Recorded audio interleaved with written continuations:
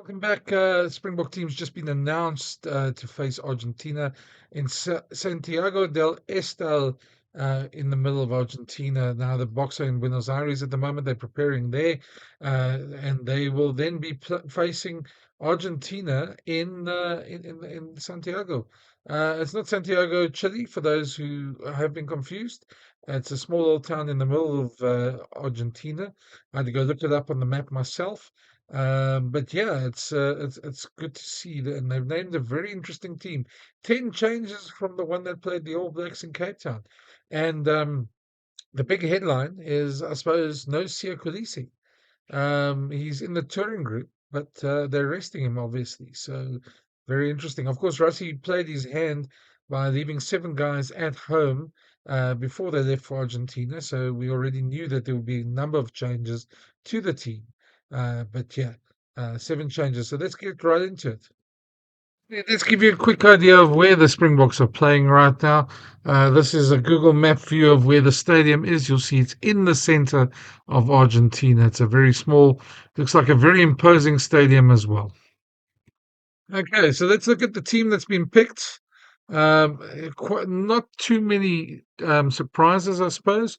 Apelele Fassi, Curtly Orense, and Makazole Mapimpi at the back three. Cheslin Colby was, of course, left behind. The only other choice they probably could have put in there was Kanan Moody, but it looks like they've gone for tried and tested. Apelele Fassi obviously had a great game against the All Blacks at Ellis Park. Gets another chance. Only 2 centres made the trip, so Jesse Creel and Nakanyo Am are there in the midfield.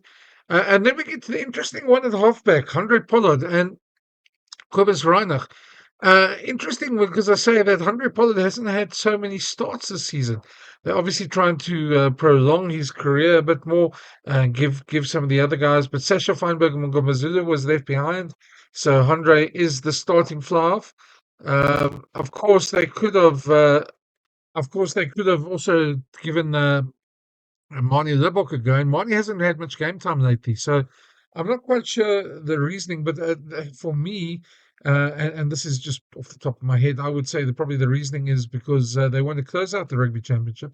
That's an extremely experienced backline, probably the most experienced backline the Boks could have picked.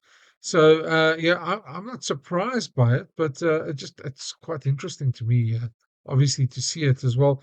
Um, Andre's obviously been exceptional for the Boks over the years. There's no qualms about temperament or anything like that. Kobus Reinach has played a lot under this Tony Brown regime. He suits the game plan the Boks like, playing with him and with Faf de Klerk out. I suppose some of us might have wanted to see Grant Williams get another start, but I suppose with Jaden Hendrickson on the bench, it was never going to be that simple. The Boks want to win on Saturday, so I think they're looking at giving themselves the best chance. Another interesting thing about their backline, the Kanya again at 12. Obviously, that was telegraphed when Damon Delenda didn't make the trip as well. But it seems like he's becoming more the 12 sort of backup. And, with Andre Estes in the round, it's quite interesting because they could have played him as well. But there's a school of thought that Lucanio's sort of creativity, that might be his better position. I'm not quite sure, but yeah, you can see them going for that. Let's have a look further. And Jasper Visser, of course, he played both games against the All Blacks, and we expected him. He had a mixed bag. He was quite physical as well, but he did make some mistakes as well. Got a yellow card in one of the games. Ben Jason Dixon was the obvious one for Steph de Toy, who wasn't going to be there as well. So not surprised that he's there.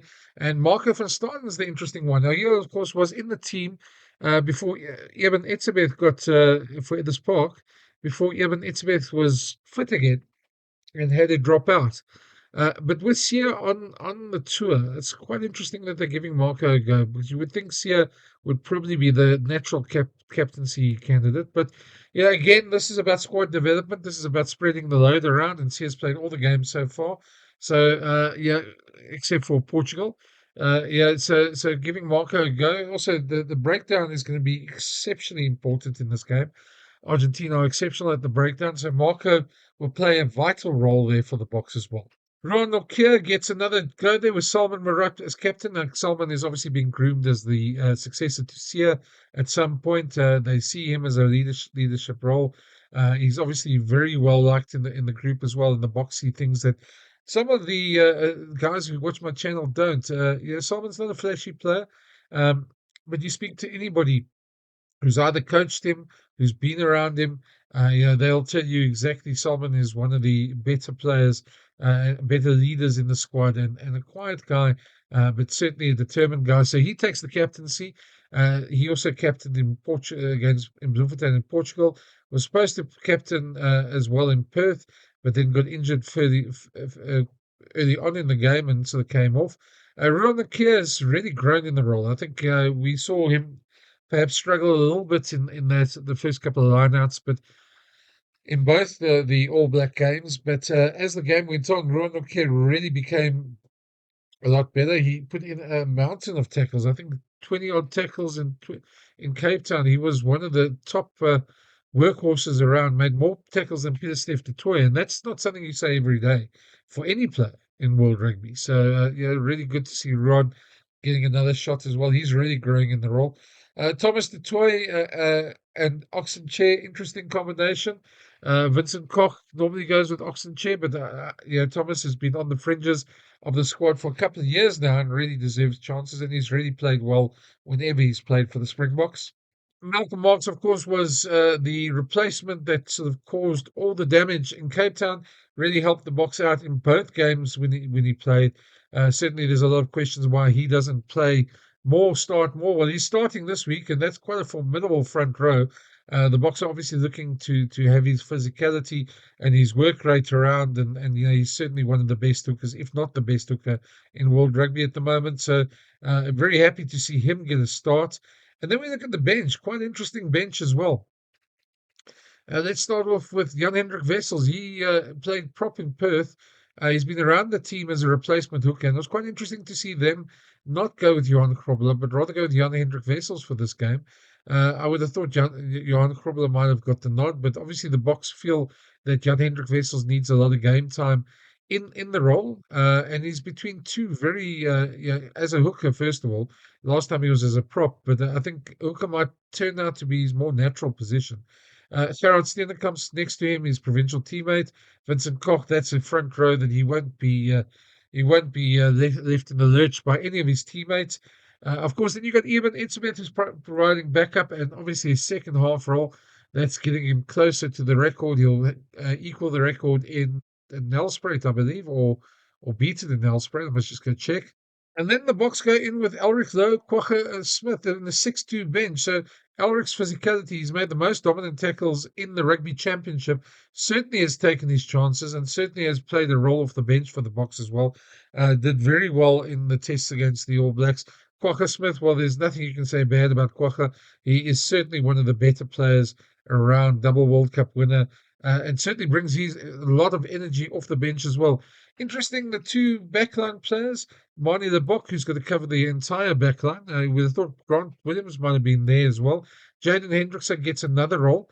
I think in terms of his tactical kicking, he might be a bit of a better bet. But Jaden and Marnie, interesting combination there. Obviously, that'll become the probably the combination in the second half as at halfback. Marnie is obviously needs game time. We haven't seen him play a lot, and we all know how well he can play when he plays. And as long as the goal kicking isn't a factor, yeah, that will be good for him. So we might see Andre move to 12 just to give them that sort of backup on the goal kicking. But that's very interesting to see as well. Moni, certainly a player that can offer a lot, and I think we haven't seen. He's almost faded a bit into oblivion with Sasha as a rival, but it's good to see him back. Good to see Jaden back as well. The Boks have got so many options at halfback at the moment, so really nice to see Grant Williams. Of course, I just remember, no, he's injured. He didn't go with.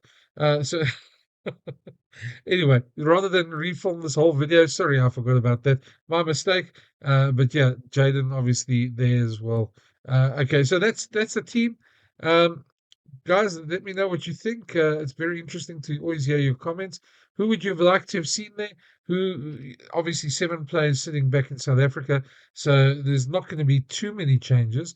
But in terms of too many changes in terms of the 25 or 28-man squad, 23 of them playing, there's only 5 that miss out in that.